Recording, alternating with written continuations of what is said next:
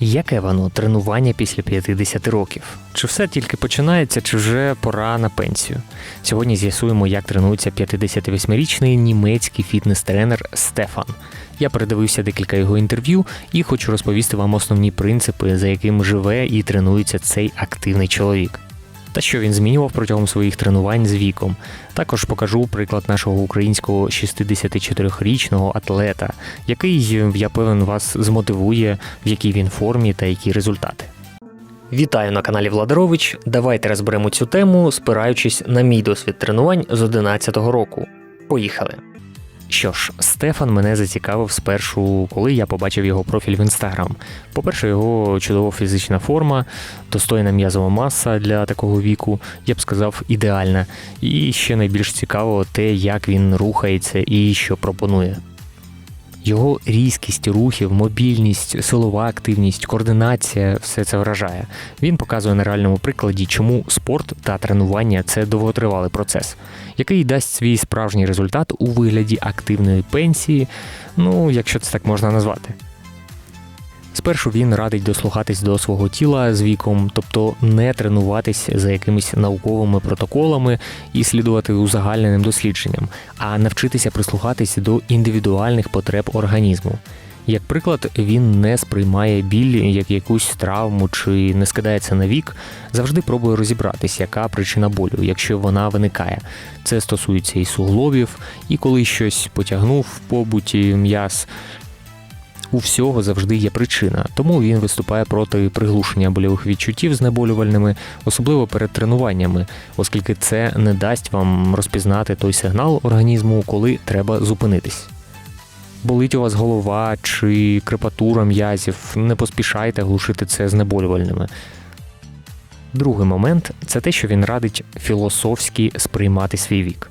Йому 58 і, як він каже, хоче займатися і підтримувати своє тіло в чудовій формі надалі, а для цього не потрібно намагатись тренуватись так само, як у 20, 30 чи навіть 40 років. Прийміть той факт, що ви вже не були і не будете таким, як колись. Прийміть себе теперішнього. Це ментальне налаштування дуже важливо, коли ми пам'ятаємо, як щось давалось нам легко, а тепер з віком потребує значно більше зусиль. Або взагалі від чогось треба відмовитись. І Стефан каже, що треба відноситись до цього спокійніше, ставити реалістичні цілі під спортивні задачі, адже з віком головне не бути обузою для рідних і бути здатним виконати побутові справи, нахилятись, носити, піднімати якісь предмети. Щодо тривалості тренувань, він радить зменшити їх до 20 хвилин чи трохи більше. Тобто в меншій кількості підходів і не так інтенсивно займатися, як ми б могли розтягнути тренування на годину раніше. Цього вже буде достатньо для підтримки м'язів і щоб не було регулярного перевантаження. Людина пропонує в більшості займатися саме з власною вагою тіла, уникати ізолюючих тренажерів в спортзалах, бо певні функціональні рухи з вагою власного тіла, на його думку, покращують розтяжку, координацію, силу, тримають суглоби в нормальному стані, щоб бути активним. Вважається, що після 40 років м'язи починають слабшати. І для їх підтримки потрібні силові тренування, звісно, достатня кількість білка в раціоні, відновлення і так далі. Надмірні ж силові тренування, будь-які види підйому ваги, вони можуть бути неприйнятними для людей похилого віку. При всьому тому Стефан зараз може зробити станову тягу з вагою 180 кг. Його тренування не базуються на витривалості, великому обсязі, за винятку занять, коли він робить на розтяжку або координацію. Силові тренування тривають не більше 20 хвилин. Він підкреслив, що з віком через зменшення щоденної активності погіршуються гнучкість, рухливість і здоров'я суглобів. І дуже важливо працювати над фасцією. Це сполучена тканина, яка проходить по всьому нашому тілу. Потрібно робити не просто комплекс для розтяжки, а саме практикувати активну розтяжку в русі, який демонструє Стефан у своїх відео. По харчуванню він також не прихильник якихось конкретних дієт. Він за те, щоб змінювати спосіб життя, не рахує калорії, а відбирає продукти за принципом 80/20. 80 – це так звані корисні, і 20 дозволяє собі щось для душі. В різні дні тижня у нього різна активність. Коли тренування немає, він практикує інтервальні голодування. коли в цей день йому не треба багато енергії. Необхідність рухатися в побуті він вважає дуже хорошою забутою звичкою з молодості. І, наприклад, ті, хто зараз працює в офісі чи загалом сидяча робота, то ми періодично встаємо, рухаємось, пробуємо якусь мінімальну зарядку, у кого є доступ до, можливо, перекладини або просто повіджиматись чи поприсідати, вже буде той мінімум для підтримки здоров'я. Особливо це важливо з віком. Він робить так звані рухові перекуси. Тобто протягом дня, коли в нього немає тренування, якоїсь активності, він все одно щось робить. Може проходити повз турнік і підтягнутись декілька разів. Якщо нічого немає, то поприсідати, повіджиматись. Тобто щодня в нього є якась мінімальна активність. У Стефана була активна молодість, він займався бобслеєм, хокеєм, був дуже ментально прив'язаний до атлетичного образу себе. Ось як він виглядав на фото в молодості. Тут йому приблизно 26 років. Тобто він підтримував себе в чудовій формі. З віком він хотів виглядати так само, але ми ж розуміємо, що це неможливо. І лише коли він відпустив цю думку, тоді чесно зізнався собі, що щоб рухатись далі, треба прийняти реальність, треба не рівнятись на себе 20-річного. Це допомогло йому переосмислити свої тренування. Він перестав травмуватись і підбирав таке навантаження, яке міг перенести. Дуже багато приділяє уваги диханню животом.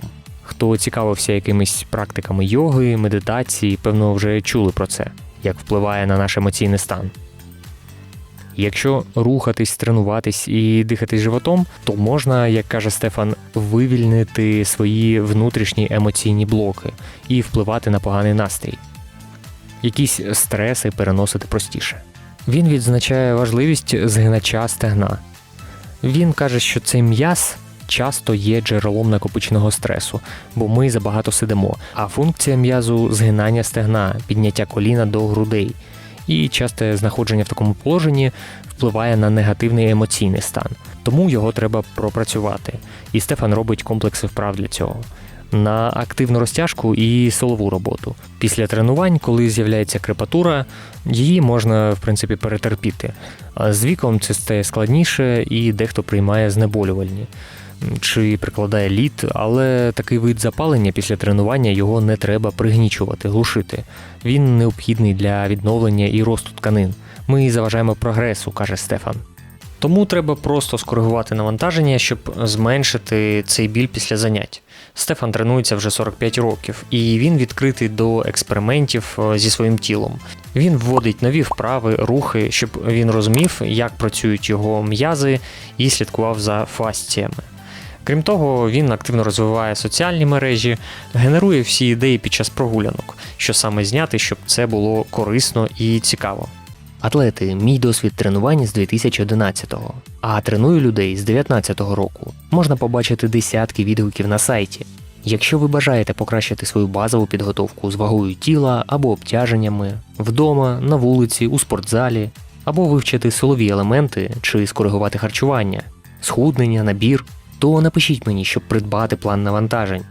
Спершу я скину вам анкету і зворотній зв'язок, щоб дізнатися більше про вашу підготовку, травми, протипоказання та надам ознайомче відео, як виглядатиме наша співпраця. І тоді ви вирішите, чи все підходить, а я складу під вас програму.